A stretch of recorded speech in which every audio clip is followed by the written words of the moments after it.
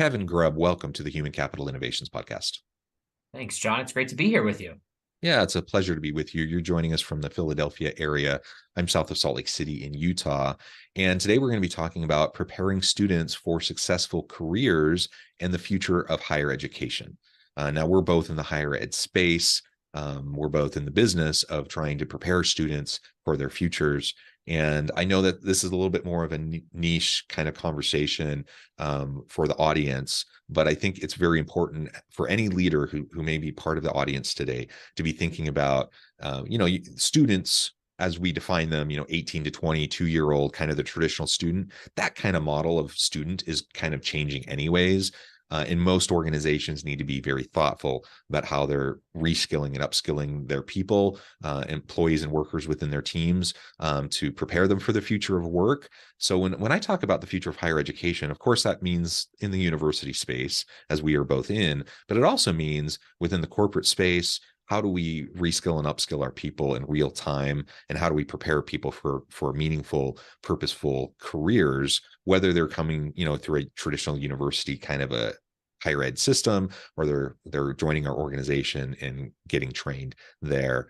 Either way, we need to be thinking about these things. We need to be talking about these things. And so that's what we're going to be exploring together today. As we get started, I wanted to share Kevin's bio with everybody. Kevin Grubb is an internationally, nationally recognized expert on career services delivery in higher education. Currently, Kevin serves as Villanova University's Associate Vice Provost for Career and Professional Development and has held multiple roles within Villanova's Career Center over the last 13 years. In his current position, he is responsible for the strategic direction of the university's career and professional development functions, leading cross-university task forces and spearheading institutional projects to help and enhance college to career success. Kevin's expertise focuses on community-driven approaches to career education, a high-tech, high-touch approach, and prioritizes equitable access to career services, especially for those who have been historically excluded from higher education. Pleasure again, Kevin, to have you. Anything else you would like to share with me or the audience by way of your background or personal context before we dive on in further? Not much, John, but I will just give a big +1 to everything you said about the relevance of this conversation to leaders in the workplace and in thinking about what higher education means, upskilling, reskilling. Certainly that we're not just talking about what might be considered as a traditional college age student. We're thinking about the long term and the long tail of education, training, workforce preparedness. It's critical. And hopefully that will come through in the conversation for folks to be thinking about the future of their workforces in partnership with higher ed. Wonderful. Excellent. And I also should say, and feel free to chime in on this point as well, in your experience at Villanova. But I know at my university, we are putting a lot of attention. Of course, we have our traditional, 4-year degree programs, our master's degree programs, et cetera. But we've been putting a lot of emphasis in recent years on stackable credentials, on certificates, on other types of approaches that might not be the way you as the audience experienced higher ed. So I think this shift has already been happening in higher ed. I think the pendulum's continuing to swing that way so that we can be more responsive to industry, so we can level up and make sure that we're preparing students to be hit the ground running in their careers. I think we're doing a much better job. Certainly at my university, I feel like we're doing a very good job of that, much better than we were 10 years ago. What are you doing at Villanova to prepare students for their successful careers? Well, we're right in line with you on what you mentioned on thinking about stackable credentials, thinking about certificates, thinking about the adult learner. So continuous education and learning for life. That's incredibly important to Villanova. So that very much exists at Villanova too. And I've been really excited about the developments in that, and have worked closely with some of our academic leaders on developing those programs, thinking about reshaping those programs. We have a lot of dialogue with industry, a lot of times via our alumni we're blessed to have an incredibly active alumni community who are very senior in their organizations to give us insights about what we should be thinking about with respect to the future of their workforces and what credentials we should be developing. So that's an exciting time I think it can seem potentially scary to higher education, but it also represents an incredible opportunity for us to do something different and try something different. So also a plus one on that. What Villanova is doing to prepare students, and I'll say students broadly, so not just undergraduate students, but our graduate students, our certificate students, our adult learners, is thinking about really how we can embed practical learning, real-time learning, connections, networking into the student experience. So not looking at that as something separate from their academic journey, really looking at this holistically. You mentioned something in my bio that's really important to me, and that's about equitable access to things. And what that really means is we have to think about designing the career education and career services experience with equity in mind. And that means thinking about how we systemically embed career education, connections, industry opportunities, practical experience into the experience so that we're sure people have both the incredible knowledge and intellectual experience that is gained from the classroom and our renowned faculty, as well as the opportunity to make meaningful connection between that kind of learning, which is incredibly dynamic in and of itself, but more dynamic learning that connects it to what might be opportunities for them beyond our spaces, virtually and physically at the university. So we are embedding these concepts into the student experience at every turn, and partnering with faculty, partnering with academic leaders to make sure that those things happen, which gives our students the best chance of then taking what they've learned in whatever degree program or credential program they're in and applying it to where they want to go next and being ready for those opportunities when they come. So that's a big focus for us is not having this career services or career education, career preparedness thing be a volitional, voluntary thing you have to find, but that we are reaching and getting to you to make sure that it is front and center with you at the moments that it needs to be. And then obviously you can seek out more resources and support as might be needed, but making sure it's really there with you along the way. Yeah, embedding it in the student experience along the way is, I think, very, very important, especially for, what we often refer to as non-traditional students, first-time college students, first-generation college students, et cetera. They just need more of that, and they don't know where to go seek it out. Or they don't even know it's available to seek out, right? And so all of that's really important. And again, coming back to the workplace, if we zoom out from the university space for a second and we think about education more generally, lifelong learning more generally, and we think about career preparation from an organizational lens, what are you doing within your organization, within your team? If you're a really large corporation, you probably have an internal L&D or training and development team. You have various face-to-face class settings, you have online virtual types of learning opportunities, you have a whole range of things that are done often in real time as needs arise, etc. But what are you doing? This is a hypothetical for any listener. What are you doing within your organization to be preparing your people for an uncertain future and to help them develop the skills, not only to do their job of today well, but to do the job of tomorrow better, right? That's a challenging thing. And unless we're very proactive about it, and unless we're very mindful about how to embed it throughout the systems of the organization, it's not just going to magically happen. You can have, I've seen organizations that have a really nice catalog of like all these trainings. And so if someone's really proactive, they can go in, they can find it, they can find ones they're interested in, maybe set a goal with their boss, do this training, etc. That's very common in a lot of organizations. What we're suggesting is you need to be more deliberate than that, than just having like a catalog of options and then people can kind of randomly go find what's interesting to them. Be more deliberate, assess people's skills and competencies and capabilities, and think about succession planning, think about how you're developing people, again, not just for today, but for tomorrow. I completely agree with that. And to add in a little more to that is to think as leaders of these organizations.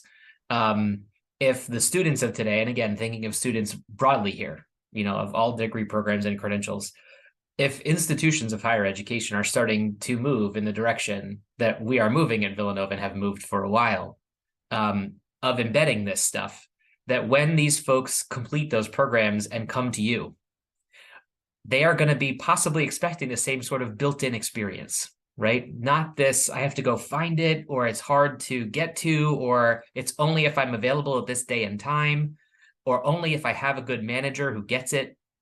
If that's not sort of part of the fabric of your culture, we are working on preparing that to be part of our culture. And so it might be a misalignment then culturally for your organization to not have that as woven into the experience. Because that is just, at this point, what is an expectation for folks? So if you can meet that expectation, recognizing that every organization has different capacities for this, you will likely be better prepared to meet the needs of the next generation of talent, to be an attractive destination from a recruiting perspective or sourcing perspective for candidates, because you'll be able to talk about that in a way that aligns with the kinds of experiences that they are becoming used to having, and start to expect to happen.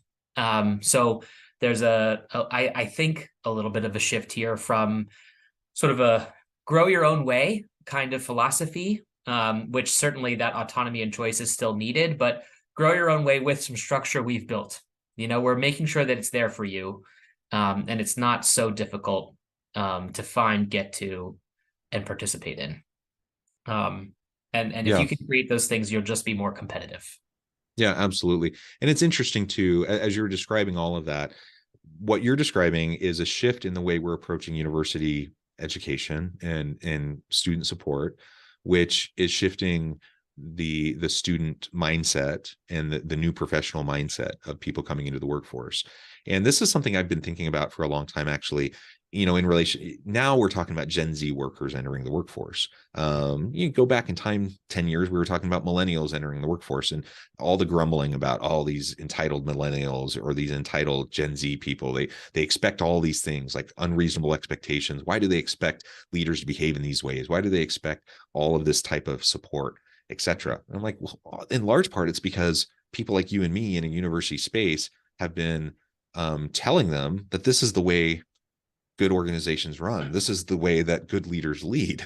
I teach HR, I teach organizational development, I teach leadership, and my students come out, hopefully having a much clearer picture of what a good leader looks like and how they can go about effective leadership. And they know when they're being exploited. They know when they're being taken advantage of. They know when they're being micromanaged. They know that these things aren't effective. They know that they're not the ideal. And so on the one hand, when they get into your organization, you could feel like, oh, they're entitled because they're not willing to put up with my bad leadership like other employees in the past have been. I don't see that as entitlement. I just see that as raising the bar in terms of expectation for what a good leader should be doing anyways. So from a leadership perspective, that's something I've been thinking about for a long time. But as you're saying, from a career development perspective, it's the same kind of an idea that it's shifting in the mindset of younger students and younger workers about what the role of an organization should be in preparing them to be successful in life, to be successful in their career. You can grumble about it all you want. You can say you don't like it. Ultimately, it doesn't really matter because that's the new reality. And if you want to attract and retain good talent, you better figure out a way to adapt so that people will want to come work for you. And you bring up a very interesting point that I think is something we are all developing more competence in, which is intergenerational diversity and an understanding of generational expectations and mindsets, which is an important component of what we should be thinking about when we think about a diverse workforce. And I would say some of the things that you said sort of at the end of your notes there, John, people want to be supported by good people. People want development opportunities. People want to feel heard. People want to feel like they're cared for. They might all be expressed in different ways by different generations, but fundamentally, those are human needs. It doesn't matter what generation you're from. Those things all feel good to all of us. So at the bottom line, it's all human. We're all still humans. And how we express that might show up differently, but if we can recognize that commonality among us, that is just a human desire to be cared for, to feel like people are looking out for you, to feel like, there's a way to develop and grow. And if that is made clearer, because there's a path that's been laid out for you or some structure that's been built in for you, all the better. So we just are getting smarter and smarter at doing that and hearing it and knowing how to respond to it, which is a great thing. We're advancing, which means, also we might be hearing different, maybe you would call them complaints or concerns or grumblings, but we're hearing them differently because we built a better system. So, hopefully that can be words of encouragement for folks who may feel like, oh, this generation XYZ or that generation XYZ. I think all generations can point the finger at other generations, to our own detriment, rather than trying to see, what might be the common human need underneath it. Yeah, amen. Absolutely. All right, so let's talk a little bit more. We've already talked a little bit about some of what you're doing at Villanova and some of these shifts in the way we're approaching higher ed. What are some of the other changing aspects of the landscape of higher education with respect to increased expectations of students and workers, but also in terms of return on investment for the university experience? Yeah. Well, I think any prospective student of any program is asking specific questions about what the outcomes of that might be, and that educational experience might be, and we see a lot of organizations working to articulate that for people, not only higher education institutions themselves, but other parties who try to quantify what that might look like, and certainly that's stepped up the impetus and need for higher education institutions to think about those measures, right, that we want to be able to communicate. So it is moving us in the direction of having some more clear articulation and tracking of the outcomes that students might get from programs.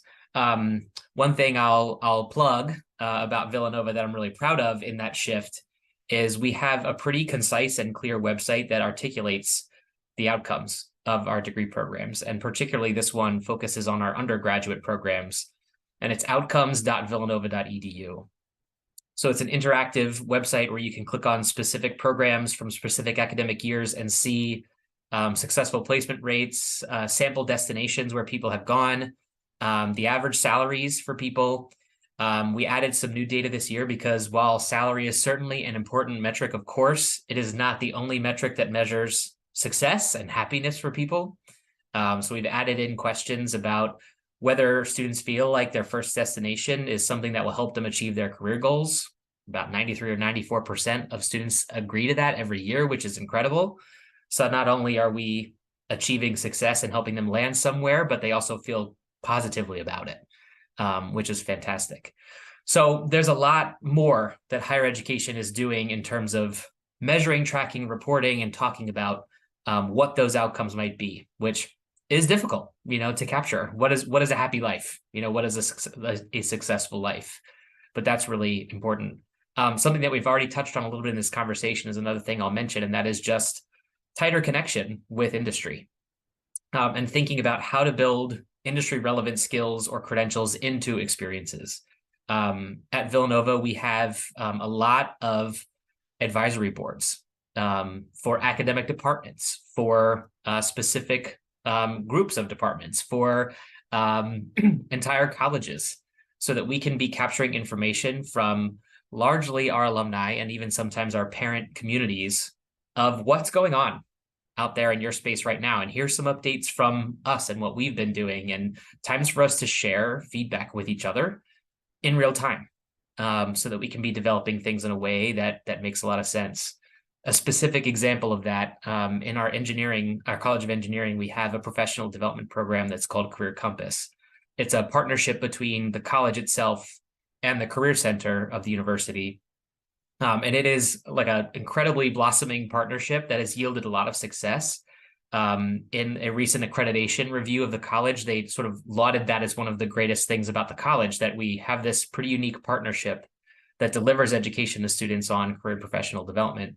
And there's an advisory board specifically for that program so that we can get feedback from engineers and people who graduated from engineering and are doing different careers, not maybe in a traditional engineering path, about what sorts of things an engineering degree prepares you for, and how we can expose students to that information and knowledge so they can make informed choices. So those kinds of connections are becoming more essential in understanding, the degree experience and how we can make sure that students are prepared. Yeah, wonderful. And just the other day, on Tuesday, we had one of our big advisory board meetings for one of the programs in my department. I'm chair of our department. The HR program, we had 20 or so professional executive HR people who are part of our advisory board come in. We had breakfast. We had a big conversation, talked about all these different things, got a lot of input from them. That's something we do every semester. And all of the programs in the School of Business do the same thing. To your point, like I get the complaints that people have about higher ed, that we're behind the times, we're too slow to adapt, we're not really truly preparing people for the current workplace, etc. And I think that there's validity in some of those critiques to a point. But I also think that people aren't recognizing that higher ed has shifted already quite a bit and is continuing to shift. And so just because that's, you're thinking about how it was when you went to university, that doesn't mean that it is the way it is now. Like, we have very embedded programs with industry. We're making sure that all of our credentials, all of our certificates, all of our courses within our major programs are timely, applicable, that they're adapted and updated in real time, so that when we send students out, whether it's for internships or for class projects or for a full-time position, that they're ready to hit the ground running. I talk about having shovel-ready students. Like, they come out of the university setting, they're not green, like they already know what to do, and they're going to be able to come in and make a contribution to your organization. That's the type of students that we produce at my university. It sounds like it's the same kind of students you're producing at your university. I think that's becoming more and more common at universities, generally speaking, which is a good development. Do you see other shifts and developments in the higher ed space in this regard around ROI? Well, one thing I want to just jump in and also mention before I answer that question came to me as you were speaking, which is, I think, one comment that I feel like I hear, or a theme, I'll say I hear from folks, is this debate a little bit about higher education and its purpose, right? Is its purpose to prepare people for work? Is its purpose to produce great citizens? And that can become an either or kind of conversation. And my usual challenge to people is this should be a both and conversation. Yeah. As you say that, I'm like, yes, and yes. Yeah. Yes. So it is. And so for our folks who are in industry and who are thinking higher ed needs to do more to prepare people for industries and the workforce. And yep, absolutely, we should. And we're working on it.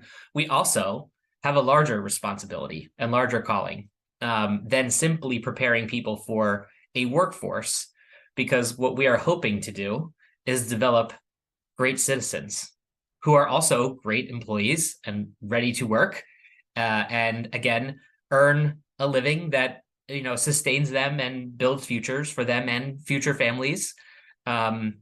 But also that they, can be active contributors to an evolving society, that we can have meaningful conversations that contribute more broadly to the world that we live in beyond work. Work is very important. Work gives you a sense of purpose. It is important for well-being to have a purpose. So it's critical. And it's important that we have an educated society. So it's not they can't be mutually exclusive things, and they each have specific objectives and things that we have to do as a university to deliver on that kind of mission. So I would also offer that when people think about, oh, higher ed is slow to change. And sure, there are some days when even I'm thinking, oh my goodness, this is going to take a while. And I feel there's an urgency here. But it's important to be able to wrestle with those things, because the long arc of what we're all shooting for is often something that takes more time to really make a good decision about, an educated and smart decision about. So I'd offer that first. Yeah. And then in terms of your question about, is there more that people are doing on ROI? I think it's even more of the sophisticated relationships and embedding that we talked about before, just continuing to think about making sure that these kinds of experiences are embedded and that practical experience is woven in. And practical experience, I could think of and refer to incredibly well researched and documented what are called high impact practices in teaching and learning. So making sure that we have those high impact practices as part of the experience so that students feel like the education is valuable, they can take the most rich learning from it. And again, make sure that it's applied to something that will be long-term, something they want to focus on. Yeah, well said, Greg. Or sorry, well said, Kevin. No problem. I'm a big believer in high impact practices. That's something that we focus on heavily at my university. I know it's getting a lot of time and play in a lot of universities, pretty much all the universities I'm associated with or I've interacted with.